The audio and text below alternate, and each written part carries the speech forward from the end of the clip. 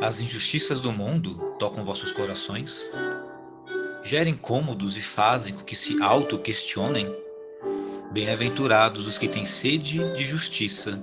Assim disse o amado Mestre Jesus, onde nada ficará impune, pois a própria criatura, através de sua vontade e do seu arrependimento, prestará contas com a lei divina. Se hoje o vosso coração deseja um mundo melhor, alegre-se, queridos irmãos, pois a semente que representa os ensinamentos de Jesus começa a florescer em seu interior. Daremos início à nossa abençoada leitura em face à obra Senhores da Escuridão. Livro psicografado pelo nosso querido irmão e médium Robson Pinheiro, através do espírito Ângelo Inácio.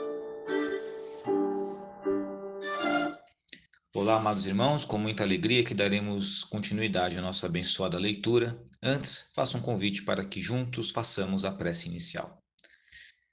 Em tranquila serenidade, elevando os pensamentos até Deus, nosso Pai, Jesus, nosso amado Mestre.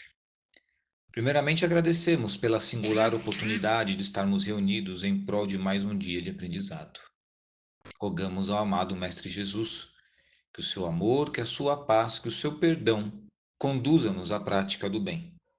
E pedimos o discernimento para compreender os ensinamentos passados nesta presente data. Que assim seja, com a graça de Deus. Graças a Deus, amados irmãos, nossa abençoada leitura inicia-se a partir de agora.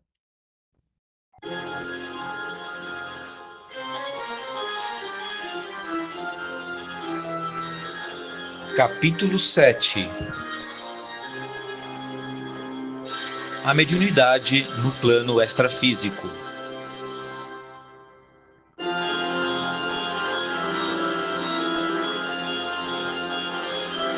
Parte 2.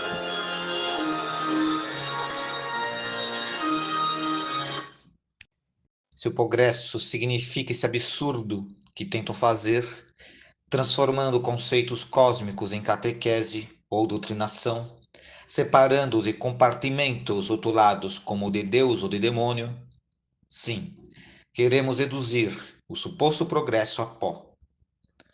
Com efeito, objetivamos inverter o quadro e estabelecer um padrão diferente para sua humanidade. Isso porque há milênios somos reféns de seu sistema e, para sobreviver, temos de moldar o meio onde estamos inseridos ou adaptarmos-nos a ele. De qualquer maneira, de qualquer modo, não vemos como adaptar-nos a algo que, ao menos por ora, afigura-se caótico.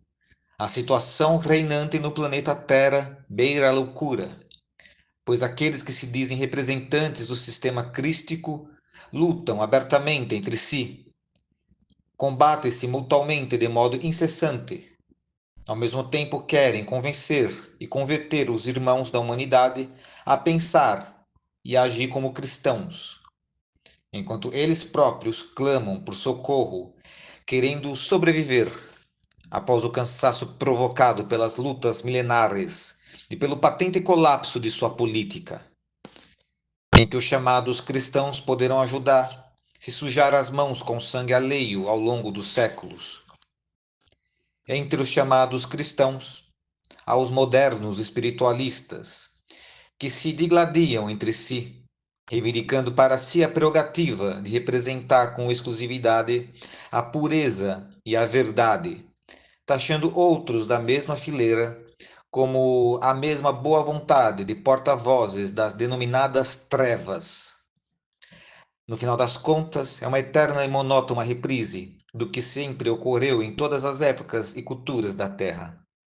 Portanto, rapaz, continuou o espírito, sem entrar no mérito nem buscar entender a conjuntura do planeta por via da moral, o que procuramos em síntese é fazer valer o nosso sistema para que o meio onde nos encontramos possa corresponder à nossa expectativa. Nessa luta entre paradigmas filosóficos ou políticas opostas, posso afiançar que somos, pelo menos, coerentes e convictos de nosso ponto de vista, E cada sistema luta lançando mão das armas de que dispõe, com o intuito de prevalecer em seu globo. Um dos médios interferiu na exposição do espírito, pedindo a Raul, que conversava com ele, para inquirir sobre o porquê de não estar sendo percebido visualmente pelos demais. Companheiro, os médiuns desdobrados estão com dificuldade de identificar sua presença. Não conseguem ver sua forma perispiritual, embora estejamos todos na mesma dimensão. Poderá nos dar uma razão para isso? Isso ocorre em função de eu estar envolvendo você e sua equipe apenas com irradiações do meu pensamento. Não me encontro no mesmo ambiente extrafísico que vocês. Aliás, nem sequer posso me manifestar em meio do seu campo astral com corpo espiritual ou perispírito, conforme vocês denominam. Existe uma explicação para tal impedimento? Perfeitamente, mas asseguro que soará antidoutrinário para algum de vocês. Para outros, impossível de acontecer. Mesmo assim, se quiser, poderá ficar à vontade para nos dizer que apreciaremos seu pensamento. Há muito tempo que perdi a forma primordial que me caracterizava. Apresento-me em corpo mental e aprisionado num ser artificial, a fim de me manter perceptível entre os meus semelhantes. Sofro de um processo que caminho para aquilo que vocês chamam de segunda morte. Isto é, estou perdendo lentamente o corpo psicomático, como vocês diriam, devido à minha recusa em reencarnar entre os humanos do seu planeta. Minha estrutura está alterada, não totalmente degenerada, mas passa por uma diluição de suas moléculas na natureza do seu planeta, esvaiando-se de minha organização os elementos de que é constituída. Você sabe que podemos reconfigurar sua forma e ajudar você a retomar o aspecto nominal? Sei que podem me fazer adquirir a forma humana, mas como eu lhe disse, represento um tronco diferente do seu, um reino que denominei inumano. Portanto, não me podem fazer adquirir a forma original, mas apenas me dar uma aparência conforme o modelo de vocês. Isso eu dispenso. Não me interessa. Nem sempre a pessoa que está em processo de regressão da forma se mantém lúcida como você, não é verdade? Nem sempre. Aliás, a maioria daqueles que perderam a forma ou que estão perdendo, como eu, permanecem gravitando em torno de uma ideia única, deixando de raciocinar de forma coerente. Poucos entre milhares conservam a lucidez. E a que você atribui o fato de preservar-se à lucidez? Isso é algo que foge ao seu conhecimento atual. De forma resumida, posso lhe informar que está relacionado ao uso da inteligência ou do intelecto de maneira intensa, incomum, e ao fato de nosso pensamento se direcionar por trilhas diferentes e múltiplas.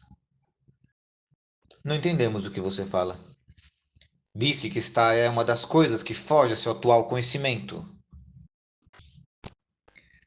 Assim sendo, pode-se entender que você não está aqui para se vingar de ninguém, pois não me parece ligado às questões pessoais.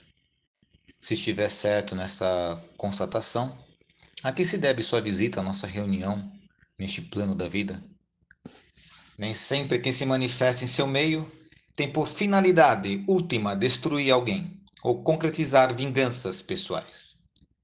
Existem causas mais amplas e interessantes. Quanto a mim, sinceramente não vim por vontade própria. Estou aqui porque fui constrangido por uma força diferente. Alguém com certeza me trouxe aqui, com objetivos bem definidos.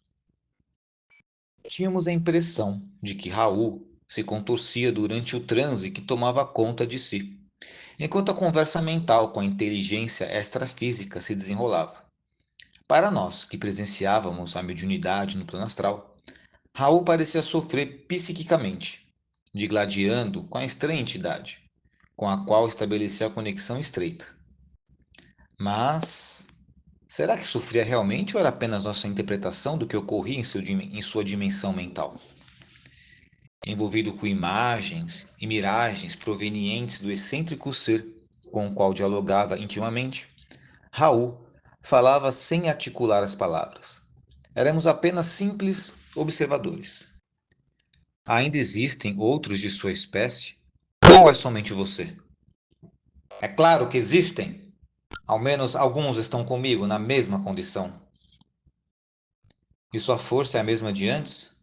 Ou seja, você ainda detém o mesmo poder de ação entre os de sua espécie e entre os humanos em geral? Nosso poder não é o mesmo de antes do grande acontecimento, do grande conflito, mas ainda domino e impero. É necessário que nos unamos em nosso reino a fim de restabelecer a força e o poderio de antes. Essas palavras demonstraram um profundo desespero arraigado no íntimo do ser extrafísico. Após esses comentários, aparentemente sem tanto nexo, estabeleceu-se um sentido silêncio. O mundo pareceu se diluir na mente daquele indivíduo. E essa sensação foi perfeitamente captada pela mente de Raul, que agia numa dimensão diferente, em profunda concentração e em transe mediúnico. A sensação de silêncio foi aos poucos se esvaiando, quando ecos de pensamentos voltaram a repercutir no transe do médium desdobrado. Foi ilusória a sensação de solidão que Raul experimentou. Nova imagem projetou-se em sua mente. No primeiro momento, não parecia ser nada proveniente de uma mente sã, mas gradualmente a imagem reconfigurou-se à medida que o médium buscou aprofundar-se mais ainda na mente da entidade. Agora se agarrava ao pensamento do estranho ser, decidido a não se desconectar mais dele. Novos fragmentos de pensamento começaram a se ordenar, e Raul via com os olhos da alma, observava as mesmas imagens que se passavam na mente da criatura que se dizia inumana. Era como se ambos despencassem infinitamente entre as dimensões da vida.